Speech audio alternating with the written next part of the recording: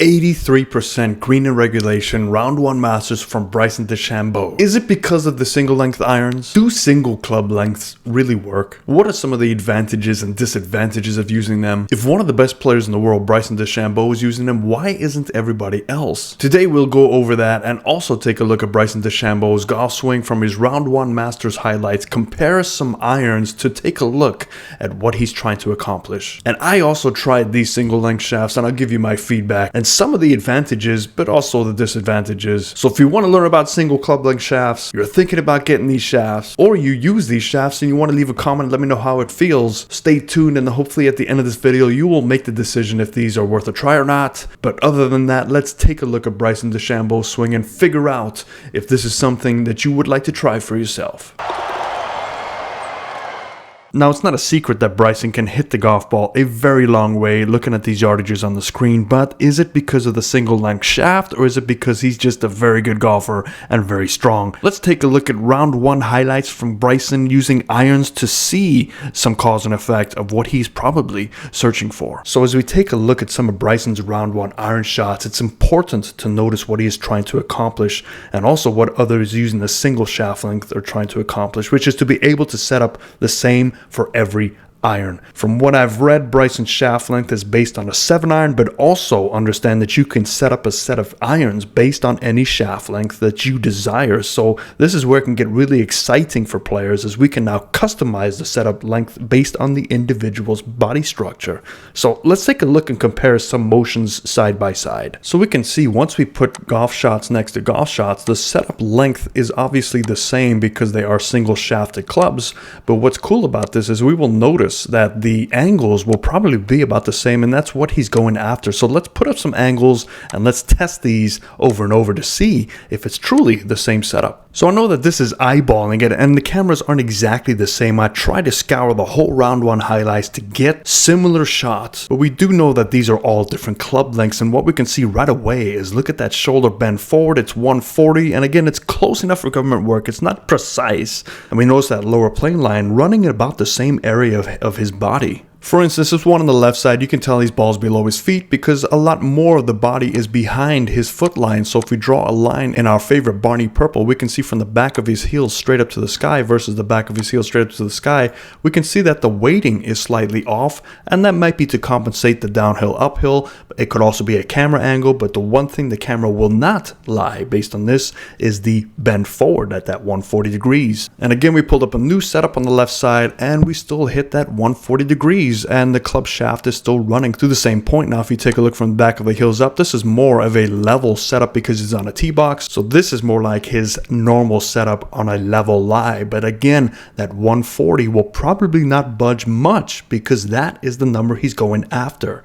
Now typically when you have a longer club or a shorter club, this could also change that bend forward, because for shorter clubs we typically have more bend over, and longer clubs we typically have a taller setup. So this one's 1 degree off, and if we do the back of the heels up to the sky, we can see that again the slope that he's working with, he has to adjust his centeredness, but that club shaft is still running pretty much on that lower right arm right through the same position. And here we have another one. It's 1 degree off the other way, and you can see some of that might be the slope that he is fighting or the slight camera angle change. But the key thing again is look at where the club shaft is running right on his lower right arm, and he's got that same shoulder bend forward. So to show you some difference, let's pull up somebody else with different length irons so we can see what's happening there. So here we have Rory McIlroy on the right side. I know that is a wedge, and on the left side I know that is not a wedge. I just don't know what club it is, but it's certainly longer, and what you can see from those numbers is it's 134 to 130. Doesn't seem like much, but it does make a difference, and I got those lines by drawing that line right through his ear on a straight line and then straight down to the ground. Again, it's not super precise, but it's close enough, and what this helps you understand is the lie angle of your club. Now the lie angle of your club is basically where that club shaft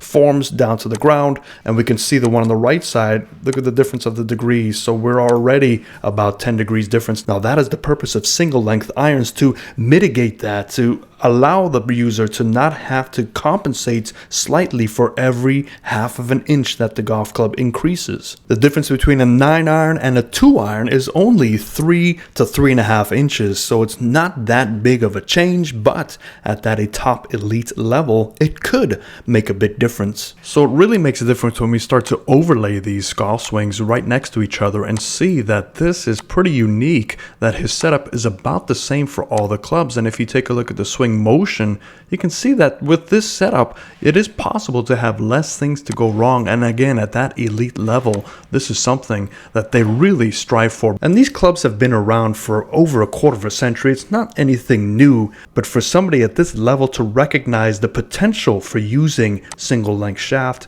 it does serve its positives, but be careful, there are always negatives to any situation. So you're probably asking, Tony, how could this be a negative? We're eliminating some setup issues. We're making it more fundamentally sound. It's more repetitive. It's a lot easier, but things do come at a cost. When I was using these clubs and I tried them for a few rounds because I was looking for a new set myself, some of the things I had issues with was the shorter clubs. The longer clubs were much easier to hit because they were definitely shorter at a 7 iron length. So all of a sudden my 4 irons, 5 irons, 6 irons, you could hit a lot more consistently. However, once I got into the 8-9 pitching wedge, things struggled. That's where I had my biggest issues. More specifically for distance control, I just didn't feel like I was hitting a wedge. Standing a little bit further away from the golf ball with a wedge in my hand just didn't feel comfortable. But could I say that I will never use these? Probably not. There are some definite positivities, but for us everyday golfers,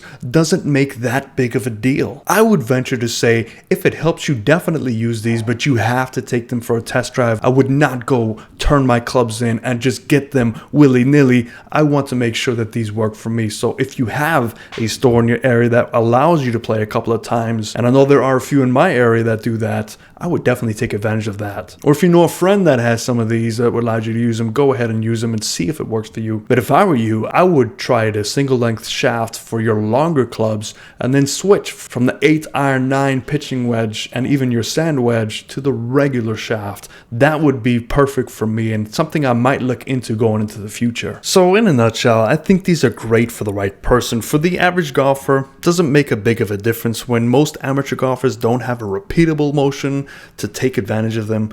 I think you're better off sticking to your set. I would say that if you're brand new or thinking of starting this game, or know somebody who this may be a great option to start them into the game, as it does provide some breathing room and consistency for development.